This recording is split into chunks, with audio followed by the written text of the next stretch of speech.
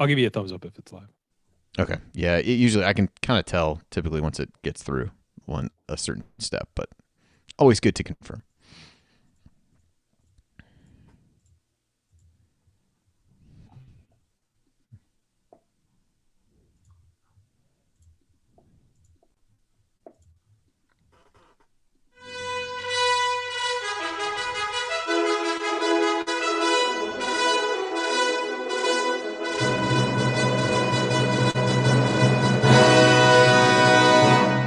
And welcome, Hoosier fans, to this week's edition of Assembly Call Radio, where each week we discuss the most interesting topics in the world of Indiana basketball. This is our 200th edition, a milestone, if you will, of Assembly Call Radio, and our 672nd, a less impressive milestone episode overall of the Assembly Call, recorded on the evening of February 4th, 2021. I'm your host, Andy Bottoms. And let's begin this edition of the Assembly Call how we begin every edition of the Assembly Call, and that is with our Hoosier Proud banner moment. And Indiana is the national champion. When it comes down, Indiana will be champion. Smart takes the shot. The Hoosiers have won the national championship.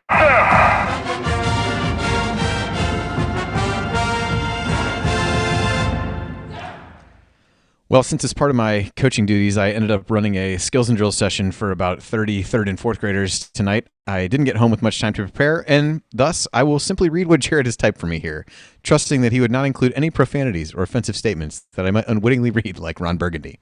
Yeah, don't go Ron Burgundy. Yeah, definitely not. For this week's banner moment, we're going back to the first half of Indiana's game with Illinois when, for a brief time, the Hoosiers played with the kind of pace and confidence we tune in each game hoping to see. And the best part, it was the young guys leading the way. At the 4:47 mark of the first half, Illinois clung to a 29-27 lead. Indiana then controlled the rest of the half, outscoring Illinois by 9 to take a 41-34 lead into the half. Armand Franklin had a dunk, Khristian Lander had a rebound, an assist, and a three. Trey Galloway added an assist, and Race Thompson led the way with 2 points, 2 assists, 2 rebounds, and a steal. Each of those guys is projected to be back in an IU uniform next season with multiple seasons of eligibility remaining.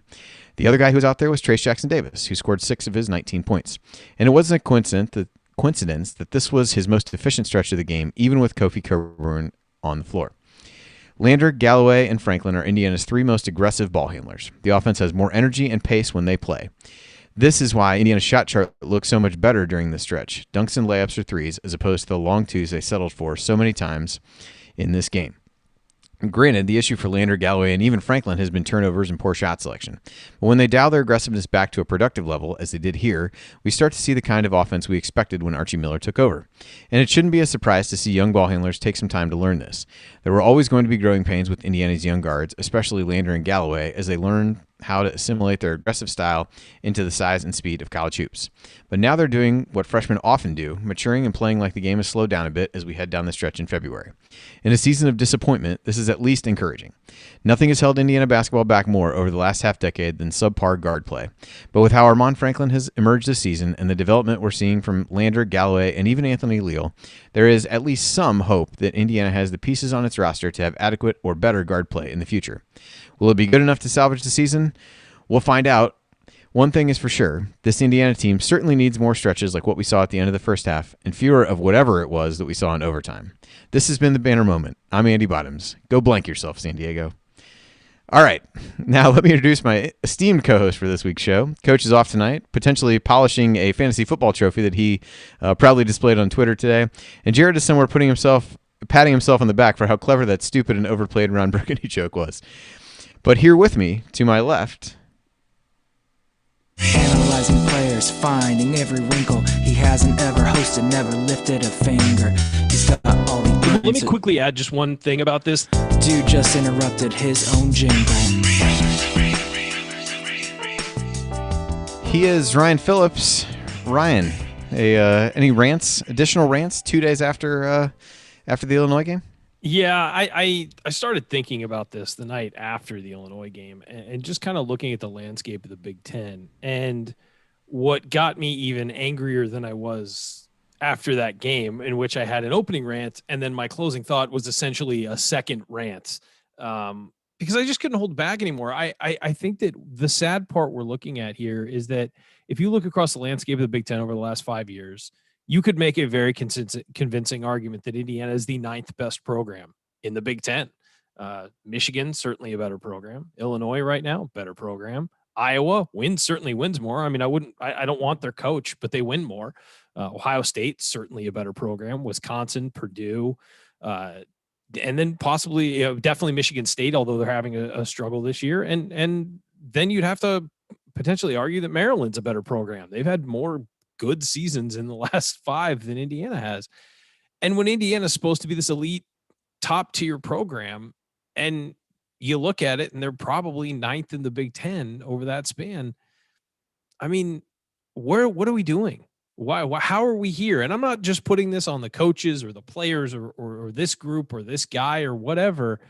It's a whole, it's a school-wide problem. I mean, it's certainly an athletic department problem. Is how has it come to this? How have they fallen so far? How has this school fallen so far? And you look at over the last 20 years, and there have been some highs, but there have also been some devastating lows in there as well. And this is supposed to be Indiana basketball, and it's supposed to be the pinnacle, and it's supposed to be such a desirable program, and it's supposed to be a place where not only coaches but players want to go. And we've sunk to a level that's unacceptable if you're an Indiana fan. And I think that there has to be some real soul searching. And look, Archie Miller could turn this around this year. There's going to be plenty of opportunities for big wins and potentially.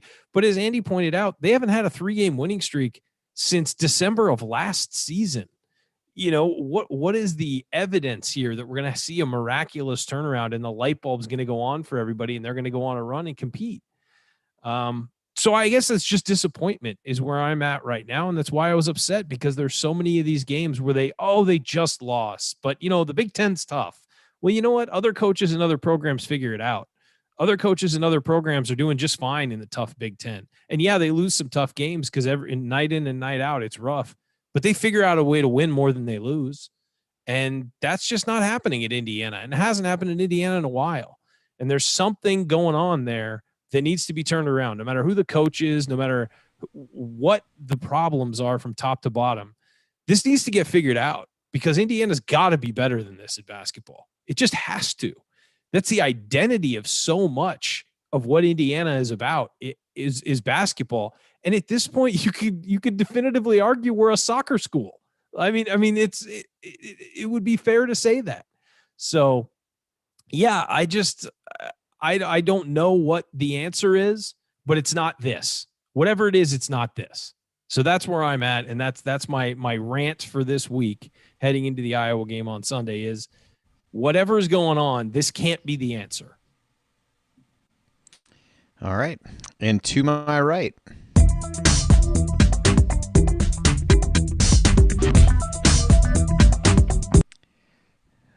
He is one of the 2 godfathers of IU sports podcasting, the head of Indiana's sports media department, and as Jared wrote here, which may be worse than anything else that he had me read, everyone's favorite Twitter meat smoker.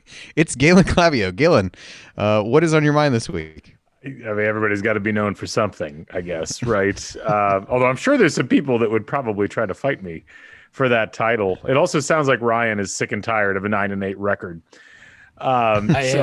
Yeah, no, but you know what? Look, it was interesting when I got the invite to come on today. I was honored, as I always am. It's great to be back broadcasting with you folks and talking with the chat mob and everybody else. But it's a weird spot, because here we are in a weird year, a weird season to begin with, what's been essentially a weird calendar year with COVID. And I think the hope was we're going to have something exciting and fun to talk about to kind of warm us through these months that we knew were going to be difficult. And it just hasn't happened. And it's tough, because I think people want answers across the board on most of these things, and there really aren't any. And, to some degree, a lot of the questions Ryan asked are unanswerable, because I don't think anybody really knows. There's a cosmic thing going on. Is it some strange space radiation? Is it did we disrupt a burial ground? Any of these things are possible as we try to Cook Hall is built on some ancient, right. You never know. There might've, maybe there was a relative of Everett Dean that was buried there. I mean, it's hard to say exactly what the voodoo is that's encompassed IU basketball.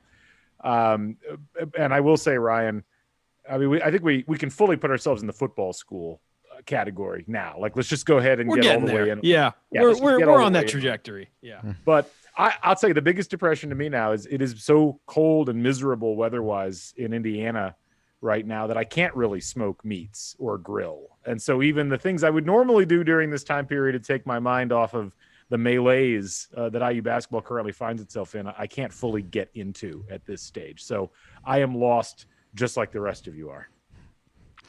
I did have a similar thought to that this week. I was like, I looked out of my deck and I was like, man, it'd really be nice to grill. And then I looked and it's supposed to be single digits over the weekend. I've seems done good. It. Like my dad was one of those people that would grill in single digit weather, and I'll do it occasionally. But I mean, it's going to be, the low is going to be 4 degrees next Thursday. I'm not going out in that. Look, you guys are welcome. Ryan, I don't even want, no, don't even, you're not, No, you're not welcome able to pack into a car, drive out here. We'll social distance on my parents' back deck, and you guys can just come on out, work remotely. It's totally safe. Parents are vaccinated. You know, it'd be great. I welcome you out anytime when it's single digit weather.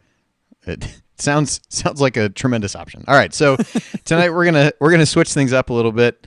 We put out a Twitter poll earlier to gauge whether you all want us to keep talking deep diving on IU hoops or take a week off for a more lighthearted conversation. Results were split pretty closely, but I think they ended up leaning toward an AMA style episode. So that's what we're gonna do. So we got one IU hoops topic planned, then we'll let your questions be our guide after that. As frightening as that may seem in some of these cases, and so we'll hit that next week or the rest of the show on Assembly Call Radio. But before we get to all that, we do have a message from our sponsor tonight, specifically Superior Insulators. And the first thing you need to know about them is that, as with almost all of our sponsors, they're all diehard Hoosier fans. Brad, the owner of Superior Insulation, is an IU fan and longtime Assembly Call listener. And the second thing you need to know about Superior Insulation is that they will literally make your life more comfortable by helping you fix drafty rooms, cold floors, and even excess noise. Plus, their systems help you save money through lower utility bills, which, given the temperatures Galen and I just quoted, always feels like a good thing. More comfort and cost savings, that's like Race Thompson blocking someone's shot, running the floor, and finishing on the other end. And with winter here bringing its frigid temperatures, now is the perfect time to invite Brad and his team out to your home or business so that they can do for you what they did for IU. Yes, the Superior Insulators did all the air barrier systems and spray foam for the new IU Excellence Academy. Brad and his team also worked on the new football locker room, Marching 100 Hall, and many other buildings on campus. Like I said, they're Hoosiers through and through and damn good at what they do. A longtime listener, Rick, reached out back in December and told me he booked a consultation with Superior Insulation, and you should too. Because check this out. They have a special offer for Assembly Call listeners. You'll get a $50 home field apparel gift card when you call and schedule an appointment in a qualifying area. And the Superior Insulators have 4 locations covering roughly the southern 2/3 of Indiana plus the northern part of Kentucky. Just tell them the Assembly Call sent you to get your gift card. So go visit insulators.com or just Google Superior Insulation to learn more and schedule your appointment. Then Brad and his team can help you create a healthier, quieter, and more energy-efficient home. That's insulators.com, INSEALATORS.com to learn more. And tell them the Assembly Call sent you to get your $50 home field apparel gift card. All right, guys. So a couple Hoosier headlines this week. One of those is that the Big Ten tournament, multiple reports. I don't believe the conference has actually confirmed it yet, but multiple reports coming out, and it's been a drumbeat heading in this direction that the Big Ten tournament is going to be held in Indianapolis, which sets up well for those teams who would make the NCAA tournament, who would, I assume, just stay there as everyone else comes in for the tournament. And the other one, and Galen, I wanted to get your thoughts on this. We've talked about it certainly after the Illinois game. It's essentially whether it's time for Archie Miller to give the keys to Khristian Lander. Jared laid out a case for it on Twitter from the Assembly Call account earlier this week.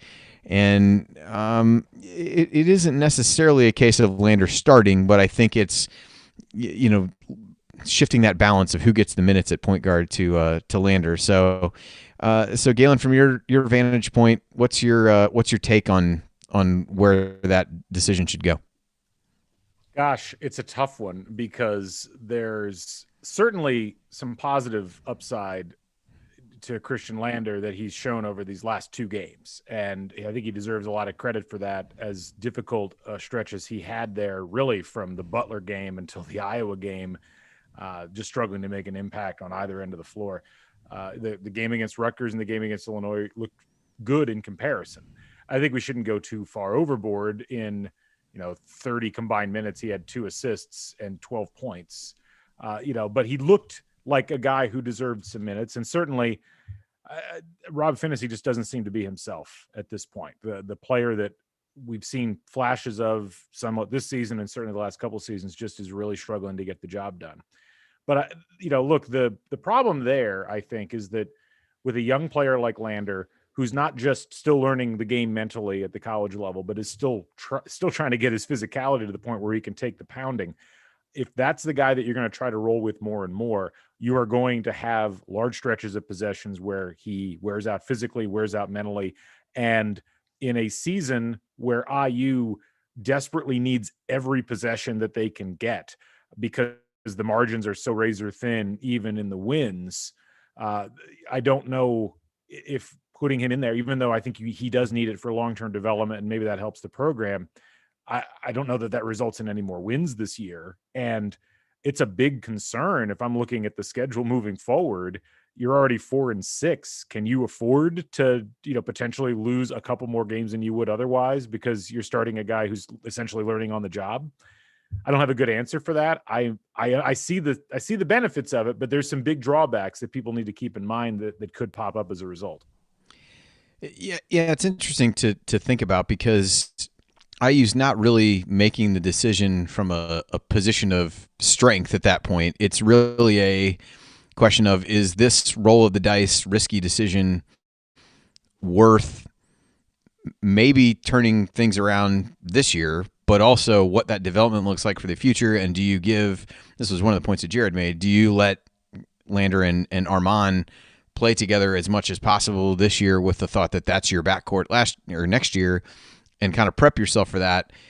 At the same time, you're not in such a dire situation that the season is lost and you can just kind of move into, I think analogies have been made to NFL quarterback where it's like, well, the season is lost. I need to see what I have with the new guy and just roll the dice and do it that way. You're not that far, either way. You're kind of stuck in the middle where it's not a completely clear decision. I think the decision is made a little bit easier from my perspective, just based on what you've gotten from Finney lately, that makes it potentially easier to flip the switch to go that way. But Ryan, with a couple days of time to kind of marinate on that, what are your thoughts now? Maybe different than what you would have said Tuesday night, or has that really changed at all in your view? I don't know that you turn the keys over to Lander, but you certainly have to get him playing time. I mean, more playing time. And I don't think that 19 minutes is out of the question, which is what he got against. It seemed like he was on the floor for a long time against Illinois. 19 minutes. It's a decent run, and that's good. I didn't know Geronimo played as many as 13. I didn't know Leo played 12, because it just didn't seem like those guys were impacting the game the way Lander was. And Lander also is bringing the ball up. It's pretty obvious when he's out there. But I would say that this team's best option is for its older guards to step up and then for Lander to give them some minutes off the floor and maybe provide them with some breaks that they weren't getting earlier in the year. That's your best scenario, is for Rob Finney to play like he did in a stretch earlier this year where he played pretty darn well. And for Al Durham to, while he's never going to be a fantastic all-court player, be able to knock down some threes for you. And maybe we've seen him have some clutch drives at times and then get fouled and get to the free throw line and make his free throw shots. He's really the only guy that does that. Armand Franklin has been much better lately when he's been to the line, but you don't really have a knockdown free throw shooter. You get that with Al Durham. So I think the best option isn't just turning it over to Khristian Lander. But you might have to do that if these guys continue to be so inconsistent. I would see if Archie is sure that he's going to be back next year, which, I have no indication he's not going to be. And I certainly, with the financial implications of this year, it probably feels like that. Maybe it is time to build with those young guys for next year. And I'm not saying you do that yet, but I'm saying in a couple of games, if it's still going bad, what's the downside of starting to say like, all right, well, this season's kind of in the tank and we've got a really tough schedule. We need to give these guys more run because it's very important to their development next year that they get the floor. They didn't have a non-conference this year. They didn't have the chance to really spread their wings early. We got to get them some minutes that they missed otherwise. So again, that's a defeatist attitude to some people, but it's also a reasonable conclusion you can make if you're the head coach at that point.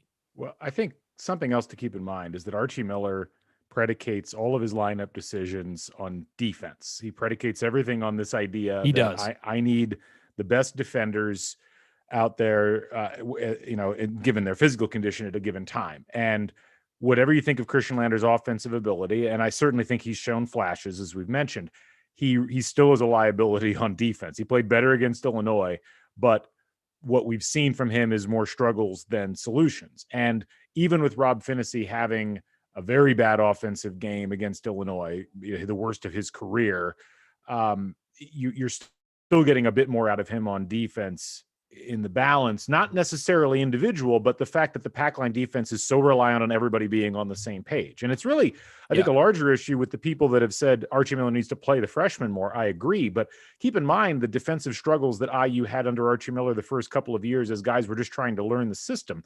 Unfortunately, this defensive system is predicated on knowing this system inside and out and having it being second nature. It's hard to do that as a freshman, particularly when you don't have a preseason or a non-conference season of any length. So and a short off season to work out, and all of that stuff has worked against them. So yeah, I think it's just such a challenging decision because I wouldn't view, and I certainly don't think he's going to turn around and start Lander against Iowa. I think that's out of the question. I think it's a bit more of what Ryan said of, do you continue to ramp up his minutes? Do you continue to give him a little bit more rope and give Phinisee a little bit less? In terms of if Rob goes out early and isn't playing well, I think the leash for him is a bit shorter, and maybe you give Lander a little bit of leeway because he came in even to the Illinois game, played really poorly for the first about minute he was in the game, but settled in after that. But I also wouldn't view it if he did something like that and tried to expand his minutes. To me, that's not punting on the season. I think it's a calculated risk of it is having watched what I've gotten from Al Durham over 3.5 years and Rob Phinisee over 2.5 years. Am I confident enough in what I'm going to get from them versus the unknown of playing Lander more and the potential ceiling that provides to the team? And that's ultimately the decision that he has to make. And you can determine that a bit by how they go out and play. And Lander's played better. And so I think he gets a little more rope and gets a little more opportunity as you move forward. And, how much and where that maxes out in terms of minutes, I don't think we really know quite yet. But I think it would be foolish to not aim for giving him at least something in the neighborhood of the minutes that he got against Illinois as you move forward against Iowa, a team that can definitely hurt you on the offensive end, but might allow Lander to get a little bit comfortable given the way that they play defense. Yeah, guys, in your perfect world, are your three perimeter guys next year Lander, Franklin, and Parker Stewart? In your perfect world, is that what you imagine, or do you imagine Trey Galloway or one of the other guys mixed in there?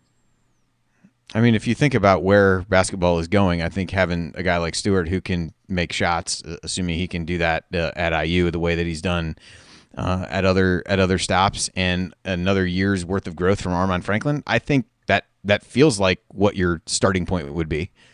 I mean, I'd like a senior year Rob Phinisee, who's got all of his confidence issues set, to be, a key element of that. I mean, that's the thing. And, some folks in the chat have been talking about this. The problem with Phinisee is just this tremendous amount of inconsistency. You look at what he's done over the last 10 games, and he's got two really good games, 3 games I think that were relatively average, and then some games where he was just kind of a no-show, particularly on offense. And I think it's hard to even project ahead with the perimeter guys because that has been more the rule than the exception with IU players during the Archie Miller era, where this natural progression upward of I can count on this person game in and game out and they're really bringing it every time just really hasn't happened.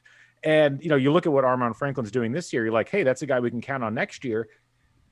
Is it? I hope so. I would imagine that it is, but can you really say that given what we've seen over the course of the 4 years so far? What I'd say too is if you look at those games, and you make a great point, Galen, Purdue, the game against Purdue, Finney had 4 points, fouled out in 23 minutes. Didn't really do much. Against Illinois, didn't score, fouled out in 13 minutes. Against Rutgers, 7 points. Didn't really play well at all. In the win at Iowa, 18 points. Win at Nebraska, 18 points. Double overtime against Wisconsin, 10 points, knocked down a couple of threes, and had 6 assists. I mean, and 2 turnovers. I mean, he plays well. Indiana plays much better. And it's just it's either such a line you can draw there that when he plays well, I mean, Trace Jackson Davis can score 30 points and IU can lose. But if Rob Finney plays well, Indiana generally at least is going down to the wire with somebody. And it's just so disappointing to see it be so inconsistent. Yep. All right. Well, we'll wrap up that for our IU basketball talk. And coming up, it's AMA time. So in other words, ask us anything.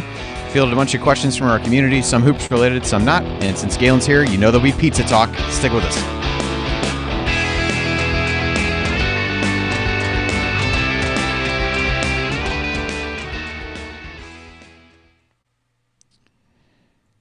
All righty. A very needy dog here tonight. So, Dad.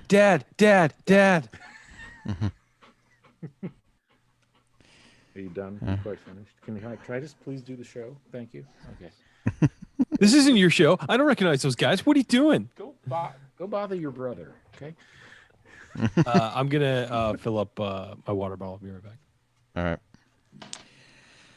All right, awesome. Well, welcome everybody, and Galen, thanks again for joining us. How are things in Bloomington? Non basketball related things. How are not basketball? Well, I mean, we're right in the middle of big sports season here. There's so much going on. I just was getting some broadcasters scheduled to go broadcast water polo this weekend and wrestling, and we did volleyball last weekend, and women's basketball's been going. It's really a lot right now, and it's good. Yeah, you got spring soccer coming up now. Spring soccer's coming up. Nice change of pace. Swimming and diving. There's so much that's happening, and it's given how little happened in the fall semester, it's a welcome arrival of events, but it is just a lot in a short period of time. Yeah. All right. Yeah. How much snow have you guys gotten this year, Galen? Not much. We only got about 2 or 3 inches, and a lot of it came down as sleet. It looks like we're going to get a mild amount of snow over the weekend, maybe, but it's mostly been clear and not that cold. Of course, that's changing this week. Yeah, I always remember February being the worst month. February is awful, and my wife's birthday is right in the middle of it, and so it's I'm always like, I hate February. And then I'm like, except for your birthday, it's great, honey. That's wonderful. And yeah, it's like that Valentine's Day are just great, darling. They're back to back. I got the 14th. What's her date? And the 15th. Oh, the 15th? Yeah. So. Well, the other day I said, oh, yeah, Valentine's Day, February 16th. And Madeline just stared daggers at me. I was like, 14th? I meant 14th. It's easier to book a place on the 16th. It really is. Yeah. So. I was wondering why every restaurant was wide open for Valentine's Day. Yeah, would I guess this would be? This would be busier. Who knew? Anyway. All right, well, we'll try to hit. That took about half the time. We got about 25 minutes left, though. So I got to keep time. So we'll do, I guess we'll plan to do his questions he's got highlighted in here. The first one is about the current team. So we'll hit that one. Okay. And then we'll kind of go to some of the general IU stuff and basketball things. So we'll try to hit as many of these as we can and hit a few during the break after this. Let's do it. All right, now I got to figure out how to track this because, I usually just do the show in segments and don't pay attention. So we'll start in 20 seconds or so. I never really understood why Jared was like, oh, let's wait 20 seconds and start at this particular time. But now I get it. So we'll start here in 10 seconds or so.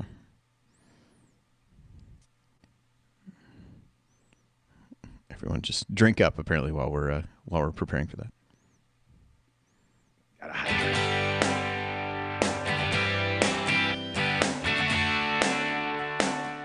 Hi, this is AJ Moye. What's the only thing better than upsetting Duke in the Sweet 16? Celebrating it with friends afterwards. Join Jared, Andy, Ryan, and Coach for the assembly call after every IU basketball game. Go Hoosiers.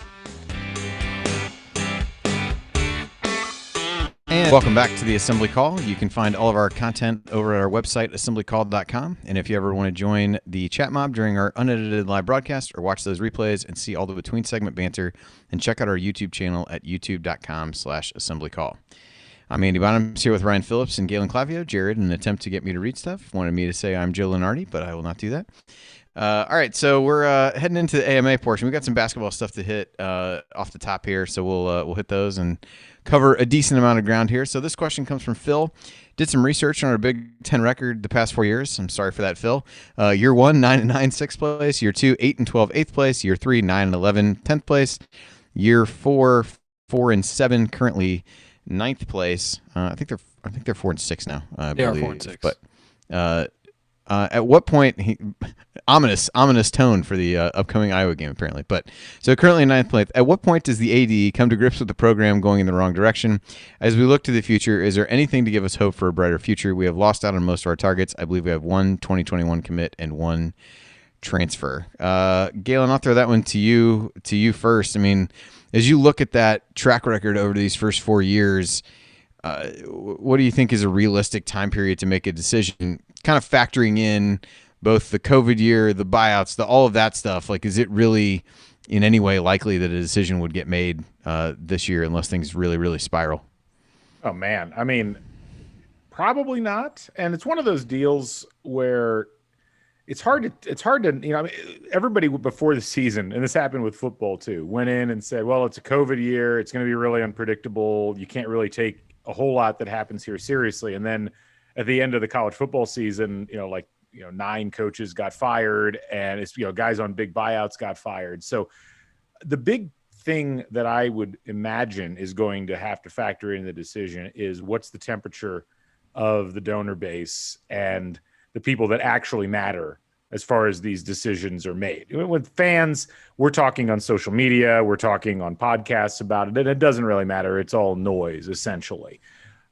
Is there an argument to say, well, let's run this back again and see what happens? Sure, absolutely. And it's not just a financial argument. It's also a lineup argument. There's, you've had injury issues. You've had recruits not pan out.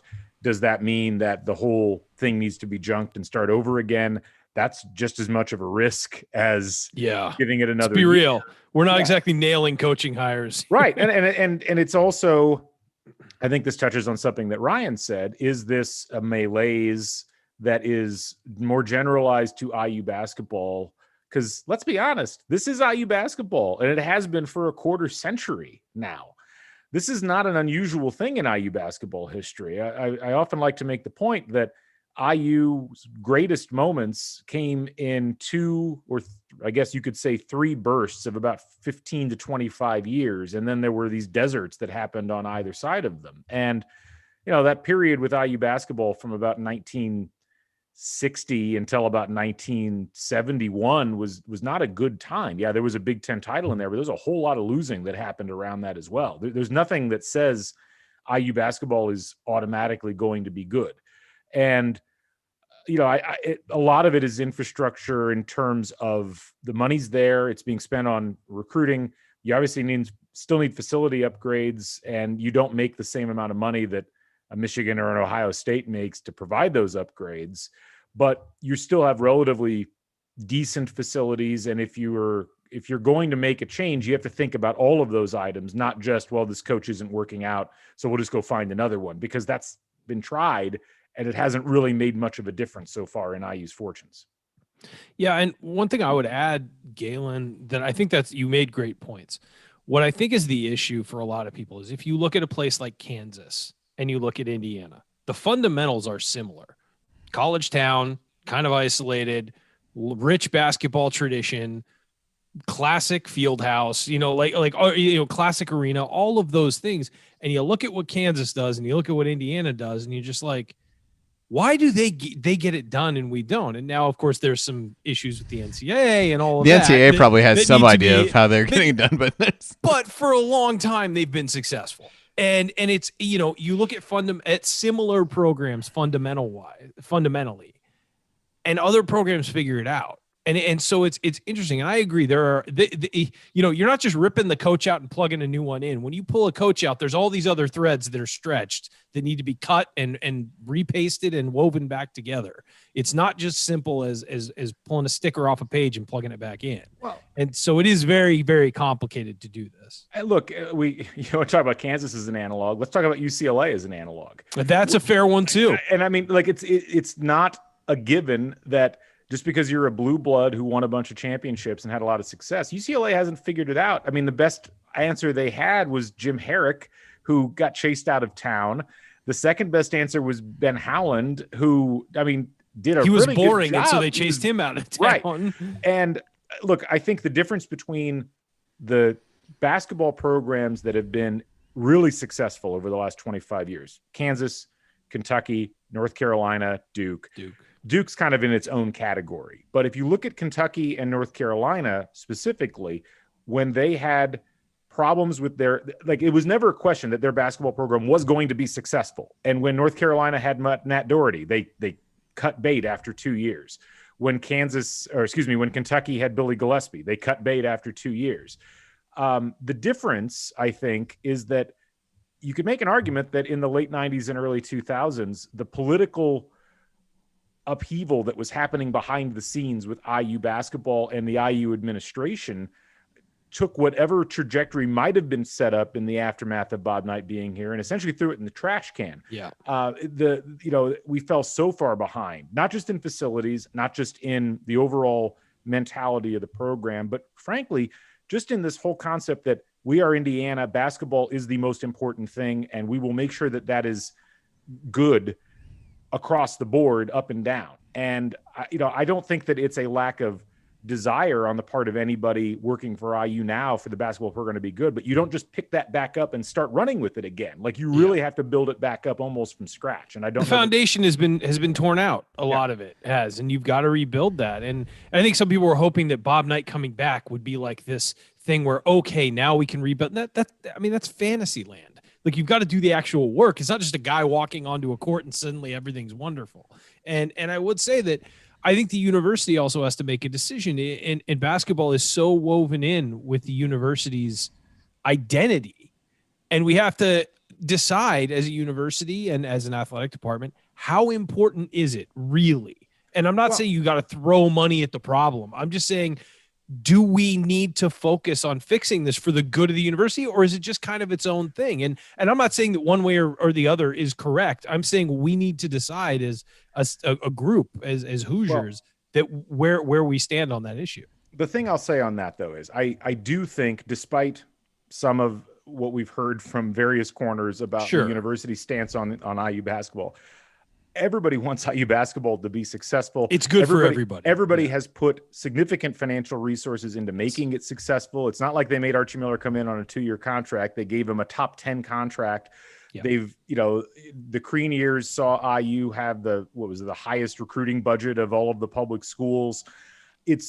You can make some kind of argument about facilities, but there's some counter arguments could be made there. I don't think it's a matter of will on the part of the university. I think it's a series of decisions that have kind of spiraled down upon themselves that were made, at least in the post-brand era, were made with the best of intentions in mind, and many of them just haven't worked. And it's not just as simple as let's make a new decision and that'll fix the old decision, because there's 3 or 4 bad decisions that happened before that also have to be figured out. And so, yeah, and I'm not saying that they're intentionally holding back. I don't mean that. I mean that maybe it's time for a fresh perspective of let's look at this a different way or something, because and from all levels, because again, it's just if it is that important. If it's not, if it's just a fun thing for students to do on campus and it's again, I understand that and I have no problem with that. If it's just a minor thing but if it's truly part ingrained of Indiana's identity, it maybe it is time to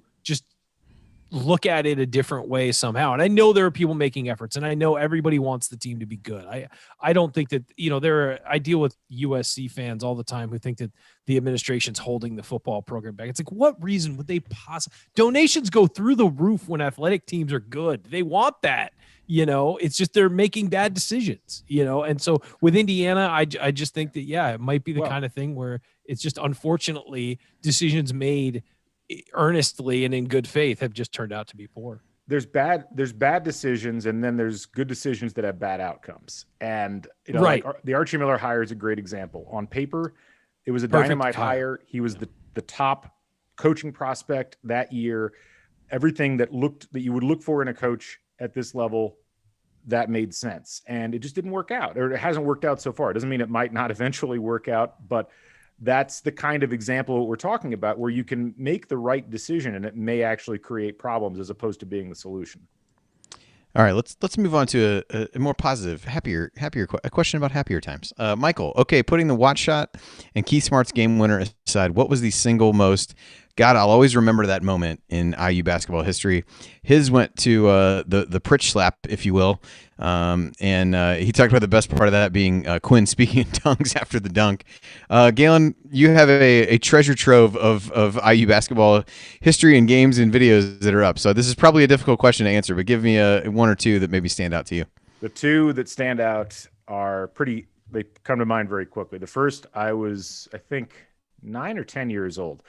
And it was the Jay Edwards shot against Michigan.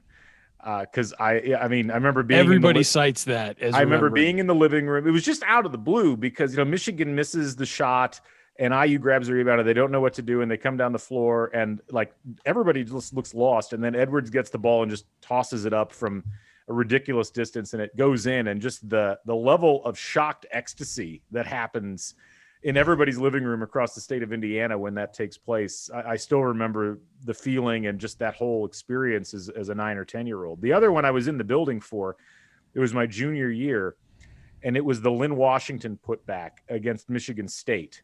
And close to the end of the season, the team had struggled a little bit, and Michigan State, I think, was ranked in the top 10. They go to overtime. Guyton puts up a three. He airballs it. Washington grabs the ball on the opposite side, puts it in, and essentially the game ends. And I just remember Assembly Hall just had one of those, we no longer really get them to the same degree, but one of those just classic explosion moments in the building. I was up in the balcony. I had terrible seats for it, but I can absolutely remember like every second of that play in the aftermath. Well, yeah, it was a game. We actually had floor seats. We were behind that basket, so we had a great view for it. We happened to luck out and get good. That was one of the games we had really good seats for. So that was one that came to mind for me in large part just because of being there. Yeah. Ryan, perhaps you'd like to tell us about the Marco Killingsworth dunk during this. Well, that one I remember for the noise. Because again, they lost that game and it was a great game, but that one I remember for just how loud it got.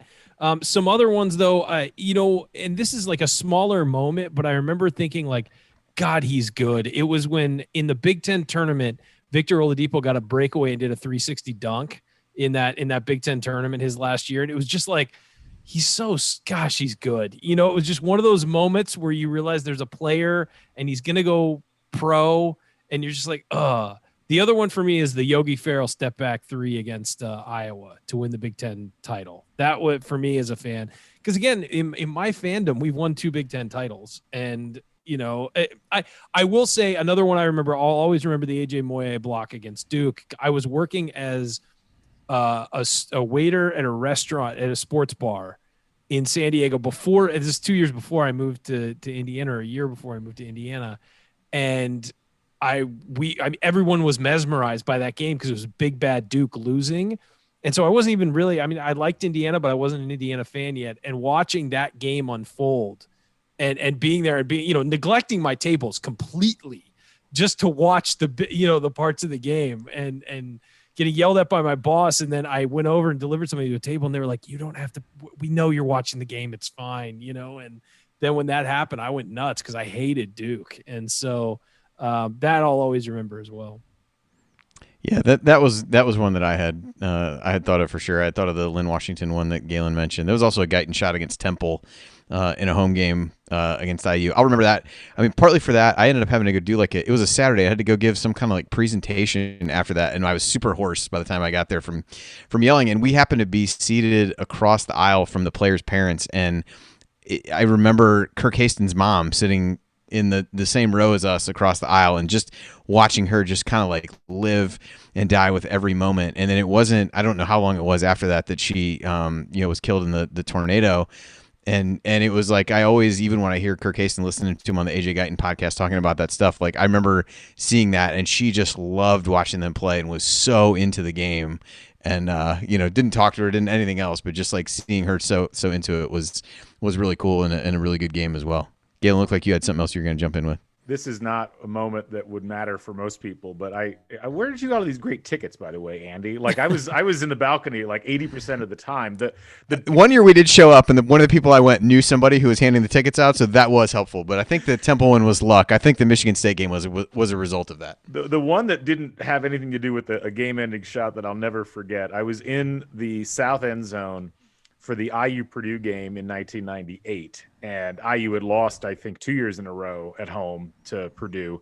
And this was the game, it was tight for a little while, and IU ended up winning. But there was a point early in the second half, Brad Miller goes to the free throw line, and someone probably 4 seats away from me shines a laser pointer right in his eye as he's getting ready to shoot the free throw, and he misses it. And he goes nuts, and he starts pointing at the student section and like calls the officials over, and officials like go get security, and they go try to find the person, and they never found the person.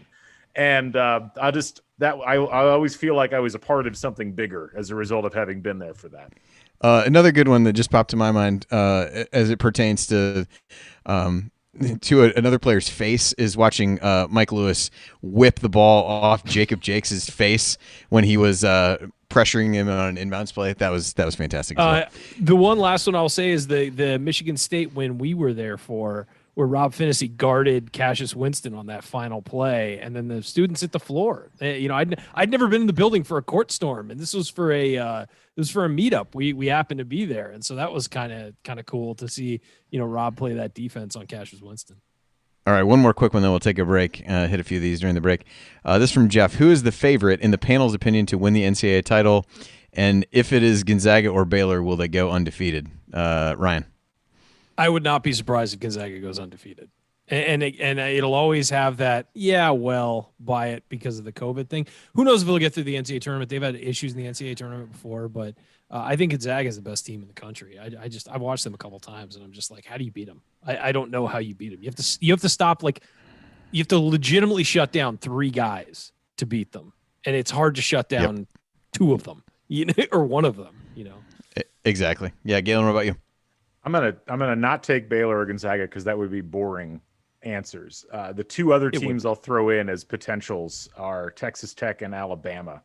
I really like both of those teams. They do different things very well, and they're pretty balanced overall if you look at the numbers. I was tempted at first to say like, oh, Ohio State, big win tonight. Ohio State's defense is not up to par. Like they're not going to be able, I think, to do what they need to do. Could they beat Gonzaga is the question essentially with Ohio State. Right. I don't think they can, but I do think Texas Tech could, and I do think Alabama could for different reasons. Love both those coaches too, by the way. And they both seem to have something really good going on. I will say this. I was thinking about this last night. There are so many upsets in college basketball, largely because of COVID and pauses and things like that, that we know nothing. We won't know anything still in March. That we'll be in the tournament and think that we know things, and we won't know anything. Yeah, because this year is weird. It's just weird. Yeah.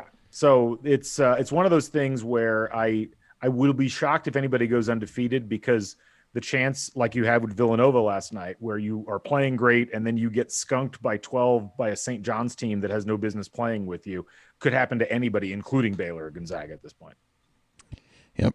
All right. I think it'll be interesting if somebody does, and whether there's an asterisk by it. I mean, I would argue both these teams, based on who they played, the schedules they've had, like, to me, I wouldn't view it differently or diminished, even though I know IU fans would probably like to, but I don't know that I necessarily would. So I'm saying people will, though. They'll come up. Oh, people absolutely will. Absolutely will. All right.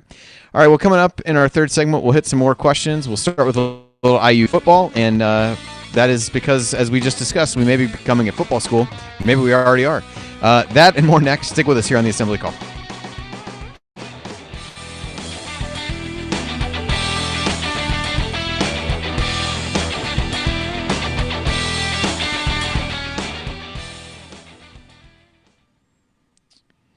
Alrighty. People in the chat are loving the laser pointer story, Galen. That's good.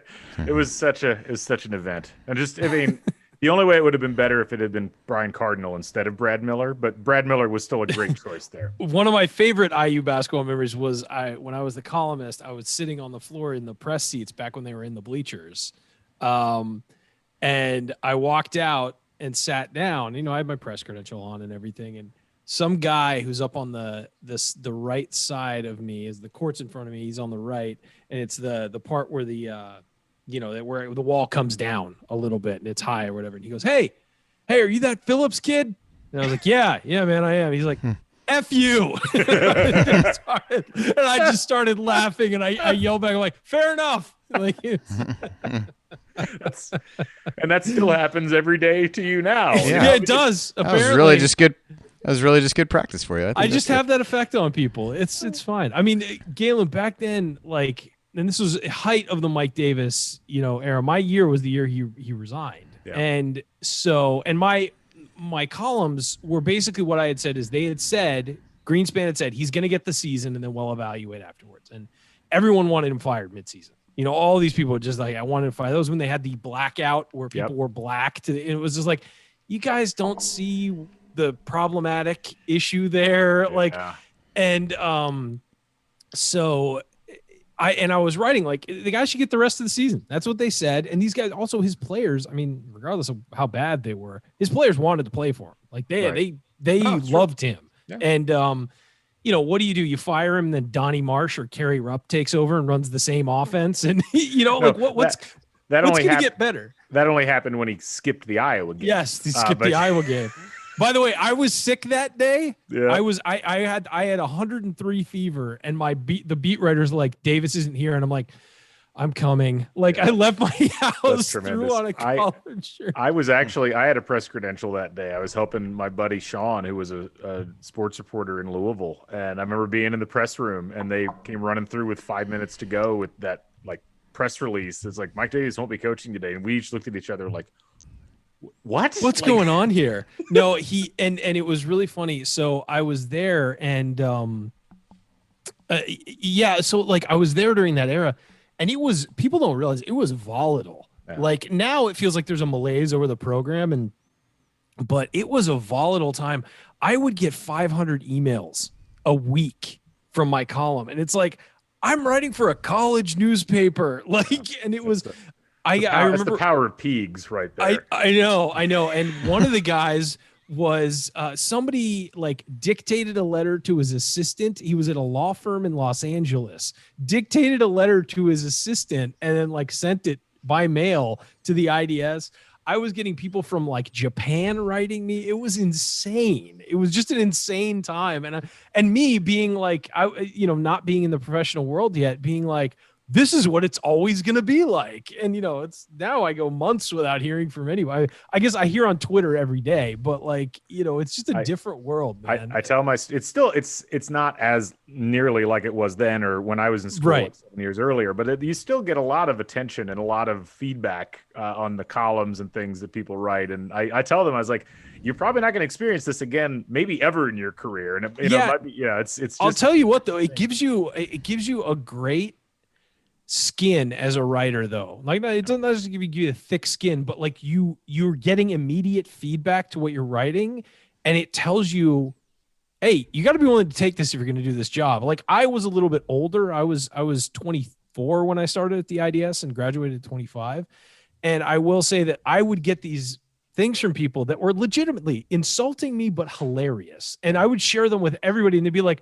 "Damn, man, are you okay?" And I'm like, "Are you kidding me? This guy should be a comedian." I thought it was hilarious, but everyone else would get them and be really sad. And I was just like, no, you can't let that get to you. You just can't. Yeah. So. All right, let's hit a few of these questions in the break. We don't have much time for the actual radio show left, so I'll let you know that when we get to that point. Okay. But, let's see. So this is from Valerie. I miss the pep band. Not a question I know, but an honest admission. I sincerely think IU has one of the best pep bands in the nation. My nephew took a U of L friend to an IU game. He was flabbergasted they still had a pep band. I really don't like the recorded music of the games. I know I'm not hip by any means, but I love live music. That comes from a former music librarian. Do you foresee doing away with the band in the future? I would think not. It has been a big part of the They just built them a new building. I mean, Yeah. Marching Yeah. 100 Hall exists now, and it's right across the street. So no, I think the pep band's there for a Yeah. long time. Yeah, I USC think has they're a good. really famous Yeah, it band is. too, and they keep adding to it and doing more. I think it's a point of pride for the university and always has been.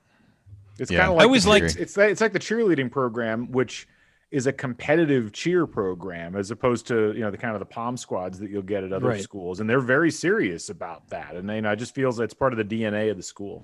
Yeah, and I always loved like the marching dozen that would get relegated to soccer games. Oh, they love it. And they were always great. I know. They were The awesome. the crab band. Yeah. So I love hearing it, even in like when I'm watching the soccer games on TV or online when they have it, like being able to hear it. It's super cool. All right, Matt, why aren't the coaches wearing coats and ties this year? I'm used to them not dressing up for a few games each year, but all of them wearing golf shirts now. Sometimes less if you're Mike Bray or wearing shorts, at least a few times. Is this a permanent change? Do you guys think that sticks? No, I think guys will dress up when it goes back to normal. I don't know. I don't know if they will. I feel like Go we're ahead. getting a little cash in general with coaching. It's like the transition in football managers. Could be. Yeah, you might be right. You've gone from the 3-piece suit approach on the touchline to the tracksuit manager, and Yeah. I think Bob Huggins is the guy we really need to thank, and Bob Knight. Like both of them just kind of said, screw the shirt and tie look. I'm going to be comfortable, and I mean everybody wants to be comfortable, so why not go that direction? Yeah, I think you're right. Actually, I've changed my opinion on this. I think you're right. I think because I guess I'm not realizing how often I'm seeing it. One of the funniest things ever was being at the Maui Invitational, seeing Mike Bray trying to rock a Hawaiian shirt, and it just didn't work. He had like shorts and tennis shoes with higher socks and a Hawaiian shirt, and I'm like, Mike, it's not working, buddy. It's just not. Yeah. You got to alter it. I'm going to face similar issues when I go back to the office. Like, am I going to be able to wear sweatpants 4 days a week? I'm not sure. I wear It's a tough to hoodie say. every day. Every day. We're on the same wavelength, Ryan. So I don't know. I think some coaches will do it, but to me, it has. I mean, I'd rather be comfortable. So I have no issue if other people want to make the same decision. From Chris, did the NCAA conferences, et cetera, drop the ball on the way college basketball has been presented on TV with no fans? Galen, I was curious to get your perspective on this from both broadcasting piece of it is one thing, but just from the overall like production of it. What are your thoughts been? Have you seen people who you really felt like have done it well, whether that be like camera angle they used or different ways they've been able to present it, or how do you view all that? It's tough. I think people don't understand the production constraints that exist right now with these games. You've got half the people in the control room a lot of the time, or sometimes you're just remote broadcasting everything back to Chicago or New York or wherever you're at. And it's not a great product. It's certainly not as good of a product as we're used to seeing, but without fans and without the number of personnel that you would normally be able to have working on the productions, I think they're doing the best they can. And I think that, the big complaint I've had and I've heard from others is, the broadcasters are talking about other things. A lot of that happened during that Illinois game where, they got a guy on talking about NBA prospects for, it's like 6 minutes in the first half. But I also Bruce Hornsby in the middle of a game just for no reason whatsoever. But I don't think that can be categorized the same as the NBA draft process discussion. Yeah, the Maui thing was a different bird altogether. But Yes. I will also say, as someone who's done this before a couple of times, it is very disconcerting to sit in a studio trying to broadcast a game off a monitor with a delay and try to bring anywhere close to the same level of connection and energy or whatever. And so I have a lot of sympathy for both the production crews and the broadcasters that are trying to make this work. It was never going to be perfect. And the fact that it's even as close as it is to what we're used to, I think they actually deserve some credit for. Yeah. All right. I think the one thing that the only thing that I've seen that offended me this year, other than the whole Walton Bruce Hornsby thing, which in and of it, like looking back was hilarious and at the time was oppressive.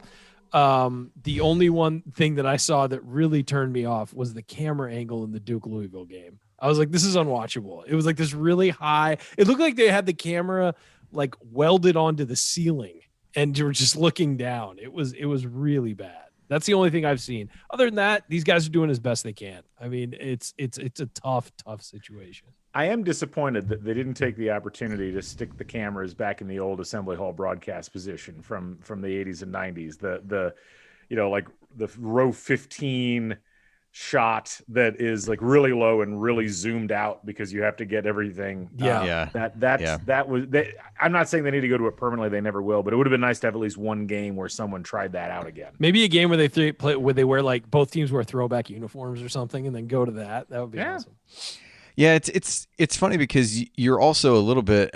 Everybody has set up their court differently. The way they've like put, kind of what they've done with the ends, what they've done with the bench areas and different things like that. So I think it becomes harder, even then, from like a camera angle perspective. Is what do you want to keep in the shot versus not? And you've got some of the stuff where there's actual things to see and not. And so yeah, I don't know in a situation where you have no precedent to fall back on. I'm not really sure how each game could and would be so different based on how different people have things configured and all that stuff.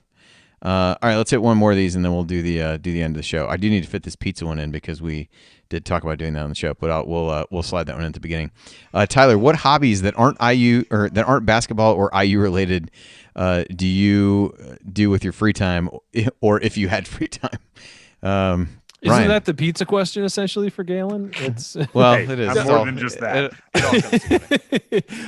You know what? I'm a big history buff. I read a lot of nonfiction, historical nonfiction. My dad and I will read the similar books and compare and contrast and talk about what we think. I watch a lot of documentaries about history. When I travel, I always try and travel to somewhere where I'm going to learn something.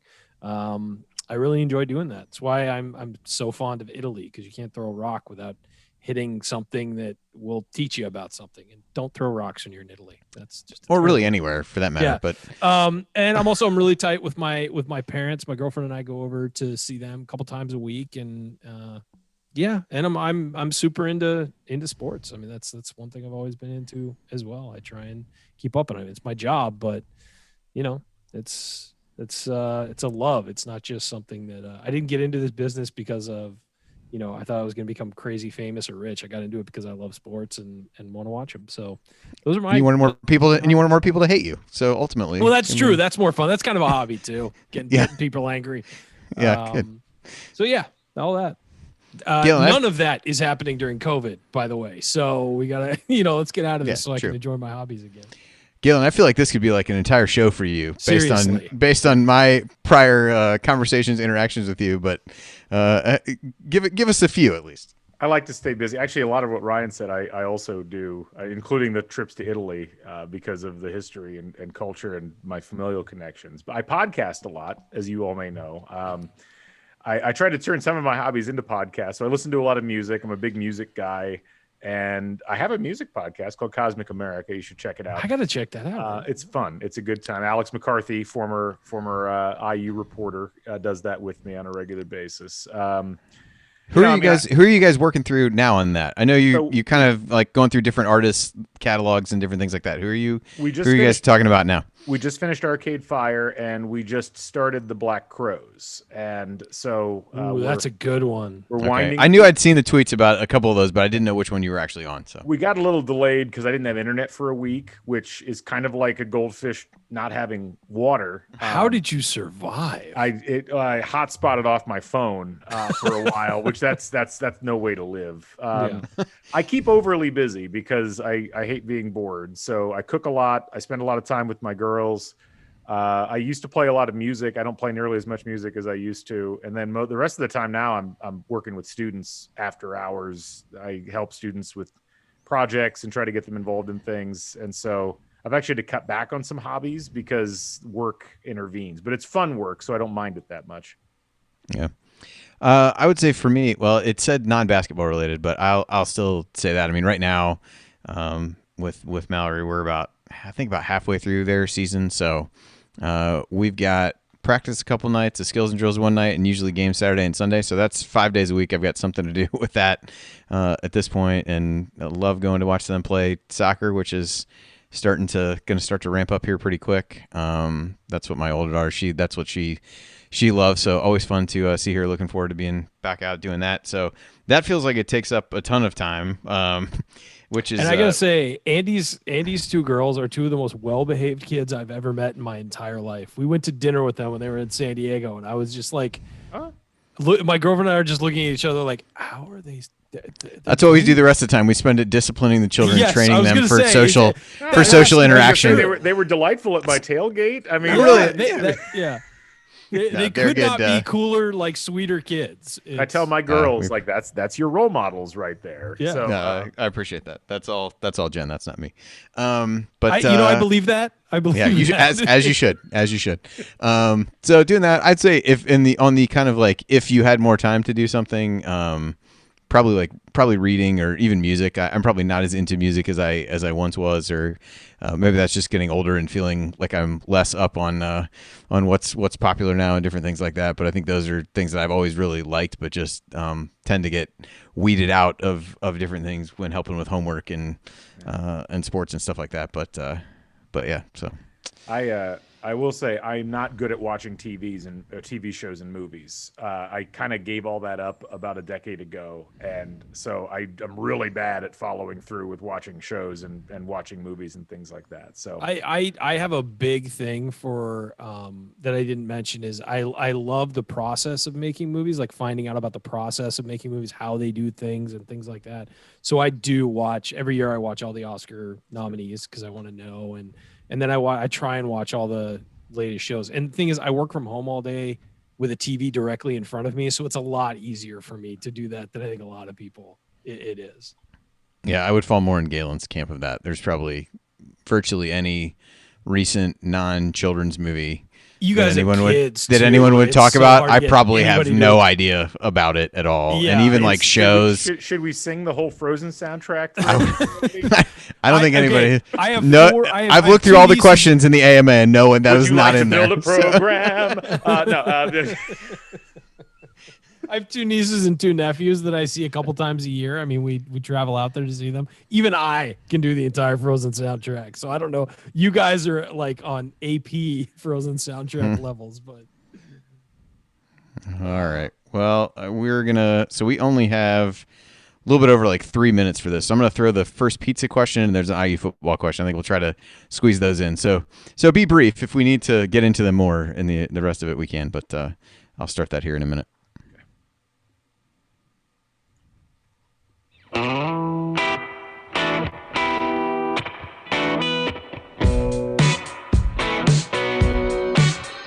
This is Jordan Halls, and I never miss a shot or an episode of the Assembly Call.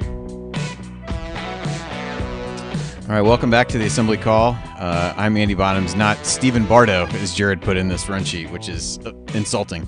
I'm here with Ryan Phillips and Galen Clavio, and remember, you need to be subscribed to our email newsletter. We send out a weekly IU news roundup, even during the offseason, and after every game, we send out a detailed post-game analysis.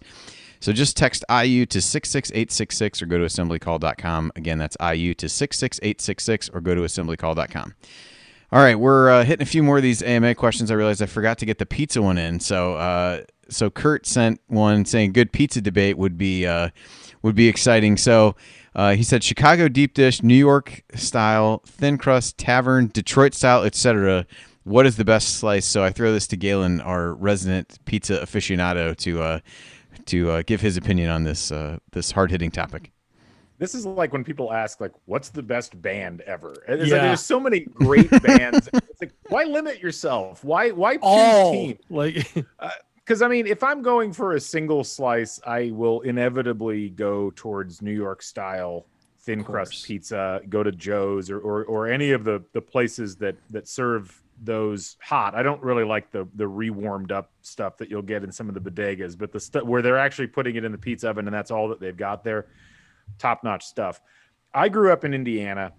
I have a permanent soft spot in my heart for the thin crust style of pizza that Arnie's and Pizza King have put out on a regular basis. And people will turn the nose up at it and then you take them to it and they're like, wow, that's actually awesome.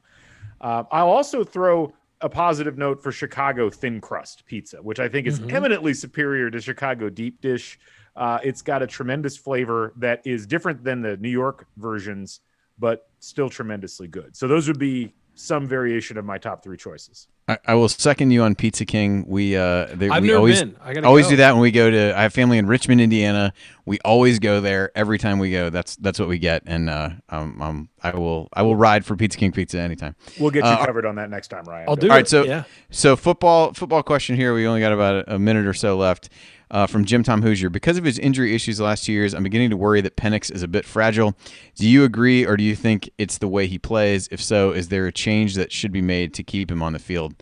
Galen, I'll throw this one to you as well, given all the football talk that you and Scott do on Crimson Cast. I love Michael Penix. He's probably my second favorite IU quarterback ever at this stage behind Antoine. I don't think that you can be taken seriously and not say he's got some problems staying on the field injury-wise. And it's tough now because now he's torn the same ligament twice. That's really, really difficult to work around. So I don't know if there's anything new that can be done.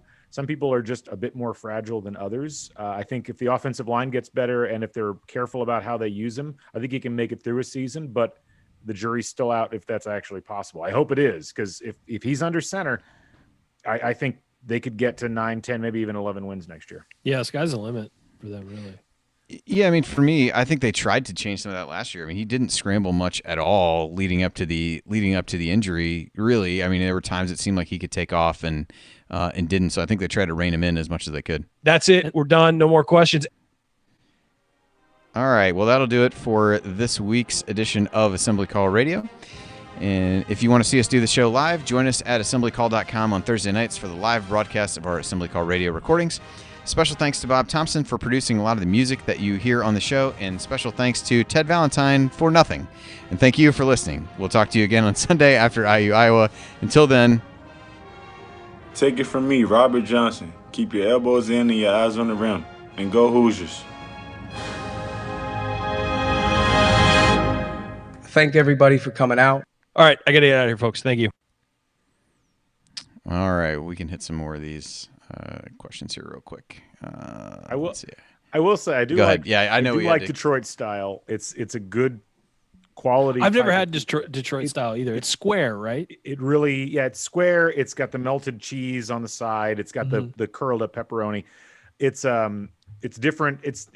I find the Chicago deep dish just too much, and I love bread. But it's too much. But yeah, this is. I think that's the kind of thing where you do it once every year or couple years, because you have 2 pieces of that. You're done for the day. You know, it's so filling. Galen, what are your thoughts on Roman pizza, like the Italian pizza, where it's almost like, not because you talk about what's a good slice of pizza. That's a whole pizza is yours because it's so thin. Like when people ask me what it's like, it's almost like the crust on the bottom is almost like saran wrap. Like it's that thin, and it's more about what's on top than the actual crust. I mean, if you go to Naples and you get pizza in one of those alleyways, that's the original. To me, pizza, people like, it's not like an ancient Roman dish or something like that. It was invented in the late 1800s, and tomatoes aren't even native to Italy. They're native to Mexico. They were brought over in the 1600s. So to me, it's still a growing and evolving dish. Yeah, I wouldn't say it's uniquely Italian or anything. I definitely wouldn't say that. Yeah, and the problem, and Kathy mentioned this in chat, the problem with pizza in Italy is that you think, oh, I'm going to Italy, I need to have pizza. That's not really how it works, because that's a tourist trap food in most places. Yes. So you just have to be careful about where you're getting it from. There's one great place in Florence. There's like 9 great places in Naples. And then the rest of the time, you just kind of got to be careful. Yeah. And every town has their place where the actual natives will tell you where to go. Because there'll be 4 places in every town that are, packed. And you'll be, okay, which one's good? And they'll tell you. There's we go to Spello in Italy all the time, which is a small little town. My parents have met a family there, and they're really close friends with them, and that's where they stay for months at a time, and we go visit them. And there's a place there called Orlando Furioso. It's some of the best pizza I've ever had in my entire life. It just so happens it's lucky that it's there, because there's other pizza places in the town that they're not as good, and you'd have the pizza and you'd be like, take it or leave it, The one emerging pizza category in Bloomington that I've been excited about is all of the places that are serving Neapolitan style single serve pizzas. Nice. So Osteria Rago, which is the place that Nick's owns, it's in the alleyway. Really I still have to go there. Da Vinci, which just opened, which is on Washington and 3rd. really good. There's a couple of others that fall into that category. So there's it's cool because we've got all these different options now in Bloomington as far as the pizza is concerned. And the food in Bloomington, man, for a college town is as good as anywhere in the country. It is diverse. There's tons of options for everything, man. That I do miss that about, I live in La Jolla in San Diego. There's great food here, but it doesn't come at college town prices though. That's the sad part. But I just loved being able to every night have some different kind of food and get a really good meal everywhere I went. So I do miss that aspect of it. All right, that's a good segue to this other question from Kurt. What food does Ryan miss from Indiana? You know what? The place I miss the most, and it's not necessarily about the food. I think the food's good, but I miss Nick's. I miss just walking into Nick's and taking a seat at a booth and chilling there for a while, having a burger, having whatever. And I miss the ambiance of that place. I spent a lot of time after I graduated there. I'm the kind of person who I work from home mostly, and I have to get out during the day. I can't stare at the same four walls all day. And so I would go to Nick's and sit there for a couple hours and write because they had Wi-Fi. And I miss that place so much. I also enjoy Uptown Cafe. I like their meatloaf. I think that's a classic Bloomington dish. But there's tons of places I miss. Cafe Pizzeria is great, and that's serves beer now. It does. Yeah, that's a game changer. They have bottles now. It's a game changer. All right. So the related question here, Galen tweets about food. Do you have a favorite dish or meal? I don't know that this is from a Bloomington restaurant or something that you make. You can take that in whatever way that you Zagreb, of course I miss, but that's a once in a while. What was the question? I'm sorry. What was the question? Was for you was what is your favorite dish or meal? Now it doesn't necessarily specify favorite dish or meal from a restaurant or something you make or whatever. So do with that what you will. My absolute favorite is our homemade carbonara, which it's if you go to Rome, you should get the carbonara in Rome because that's its origin. And it's essentially pasta, egg, pancetta or guanciale, depending on where you're at in Italy, and cheese and just kind of mixed together. It's a very simple dish. It's very straightforward. If it's made properly, it's one of the most tremendous things that you'll ever eat. If it's made poorly, you're going to be like, why did I? Because at that point, it almost becomes like Alfredo, which is not good. But that's my favorite thing to make. It's a pound of pasta and 3 egg yolks, and you can use bacon or pancetta, chopped up, fried up. You combine everything together, you get a nice little emulsion going with some pasta water. And then after you get all that mixed together, you're trying not to scald the eggs. Then you're dumping some cheese on top of it and some pepper, and you're ready to go. And to me, that's my absolute favorite thing to eat. And I have to avoid eating it more than twice a month because otherwise I would be 400 pounds.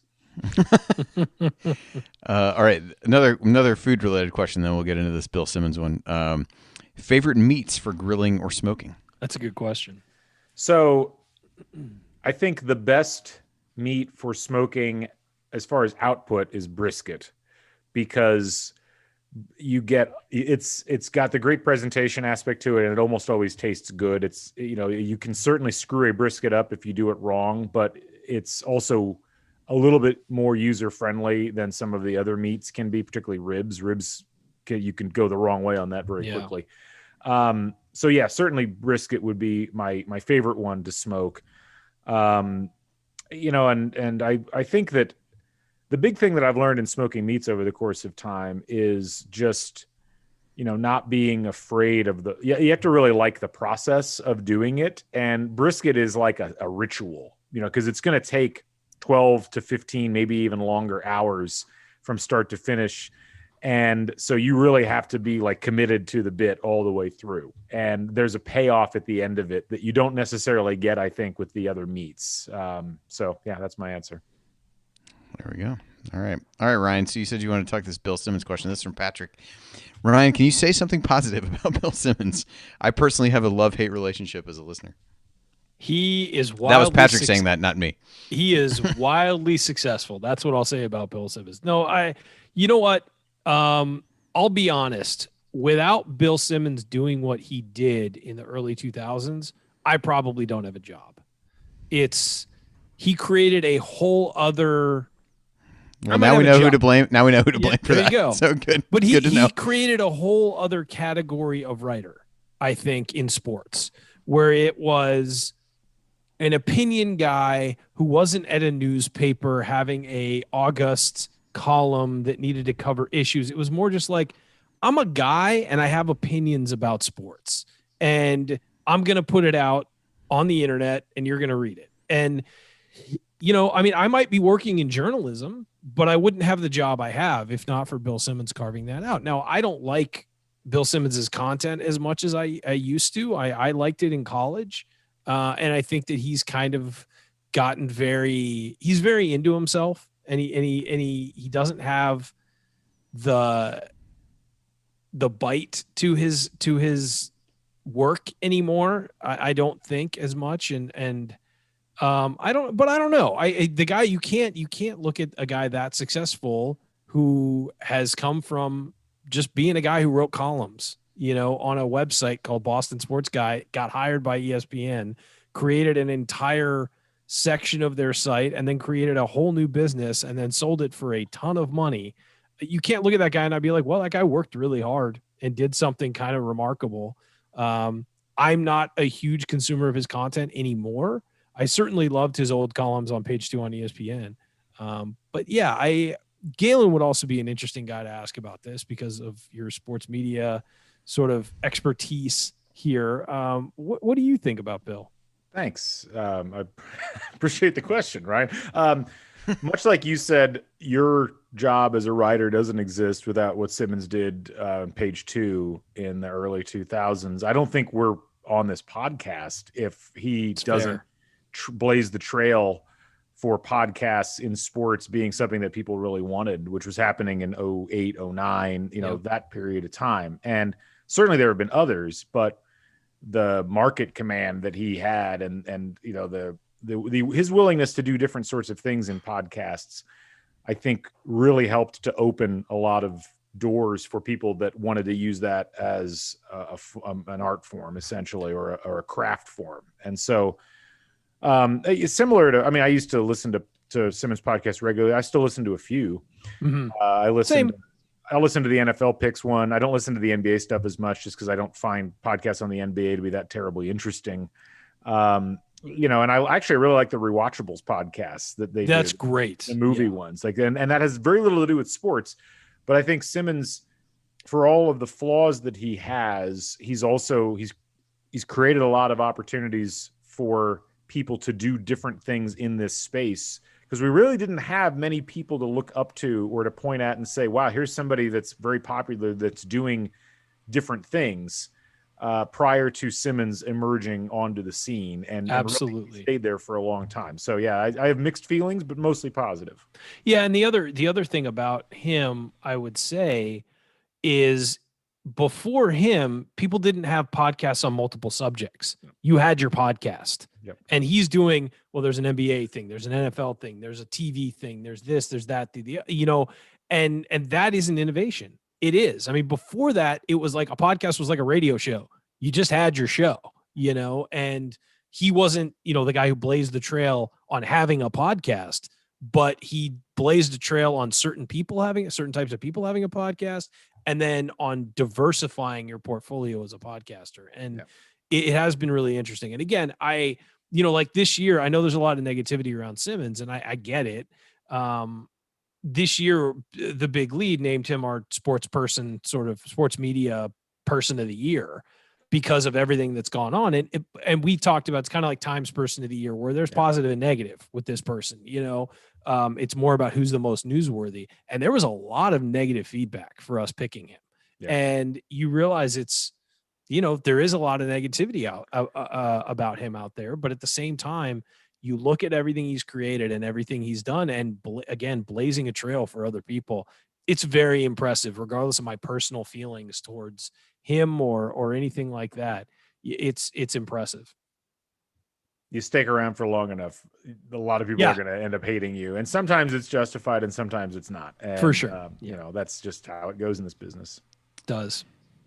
I can't wait for the everybody turns on Crimson Cast moment. Sure to happen in the next week or you so. You guys are getting close. It's been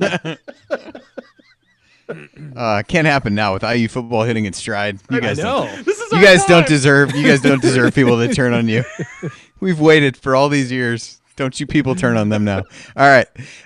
So last question. This is from Sally. Galen is a teacher/professor at IU, correct? What does he teach? Galen? Oh wow! God, tell the people what exactly would you say you do here? What did you say you do around here? So the primary classes that I teach are I teach a sportscasting class.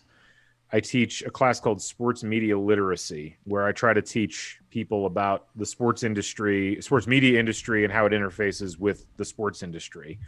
And essentially not just what careers are out there, but how everything works financially. And then I also teach a social media in sports class. I normally do that in the summer.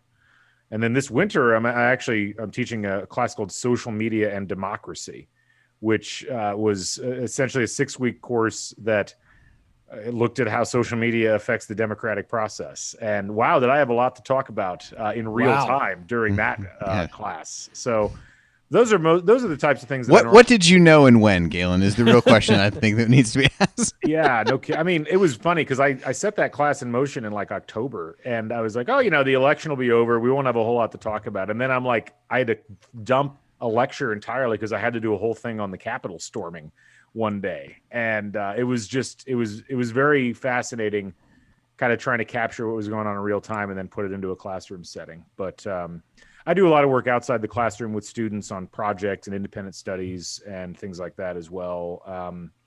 So yeah, I just try to kind of be there for the students in the sports media program and now the media school more generally, since I kind of have a larger role with that. So it's fun. It's a good career path, a good second career, I guess. Nice. Yeah.